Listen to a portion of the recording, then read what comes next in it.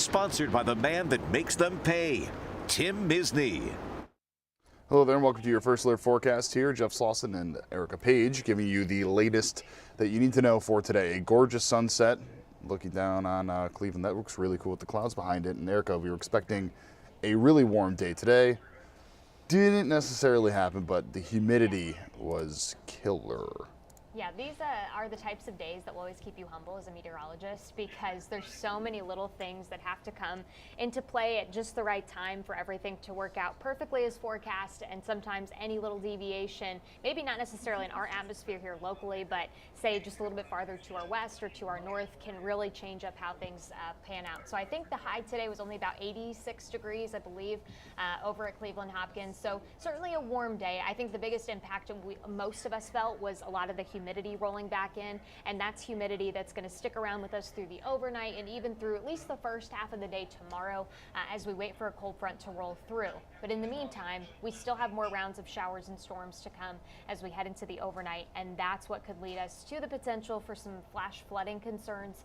So we are keeping the 19 first alert day going into tonight, basically until the flood watch basically expires early tomorrow morning, and we wait for that second round of showers and storms to roll through. So let's unpack this forecast, because there is a little bit that we're watching just off to our west. Again, flood watch is in effect for a good majority of northeast Ohio. Basically from Mansfield to Worcester, Canton, that US 30 corridor points to the north, stands the best chance of seeing some of those heavier downpours as we head into the overnight.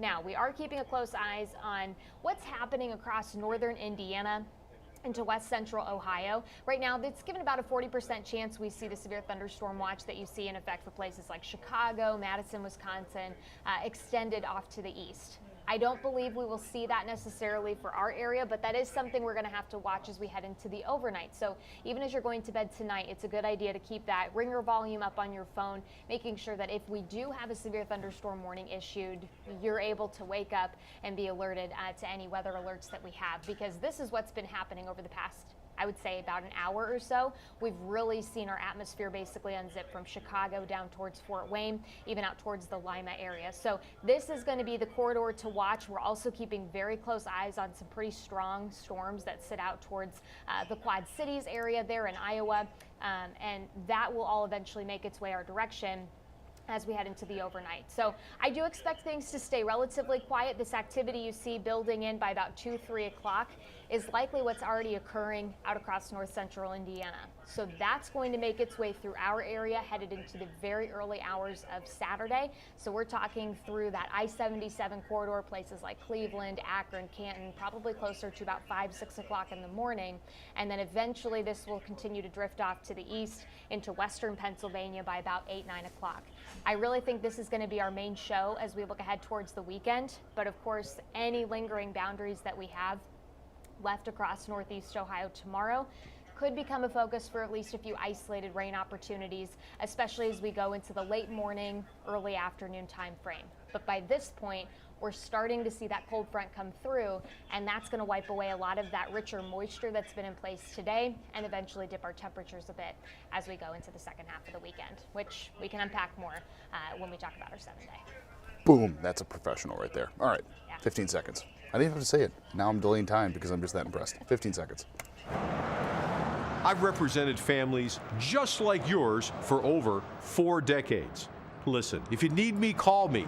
You know I'll be there for you, and I'll make them pay. In the meantime, I'll keep an eye out for you. And we're back. All right, so temperatures definitely looking a lot better in terms of the heat, the humidity, especially through the overnights, Saturday as well as into Sunday. Tonight's going to be pretty warm. I mean, we've got dew points in the lower to middle 70s to upper 60s. So basically what that dew point temperature means is your temperature, your actual air temperature, can't fall below that. So the warmer that dew point temperature is, the warmer we're going to stay through the overnight.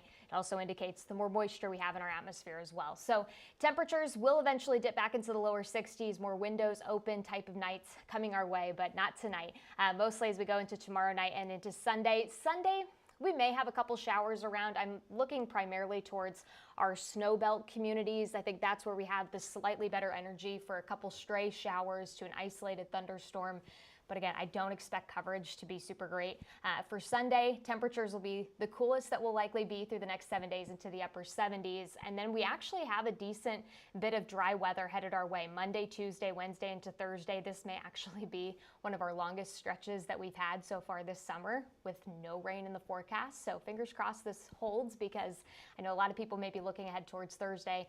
The Browns game at the Hall of Fame is then, and temperatures look great. And right now, all the rain chances look to hold off until Friday. So fingers crossed that forecast trend continues to hold through the middle to end of next week. Erica Page, anything else before we let you go? I don't think so. Just be mindful, especially if we do get a stronger storm tonight. I have a feeling tree damage is going to continue to be one of our bigger concerns, just because we've seen so much rain lately.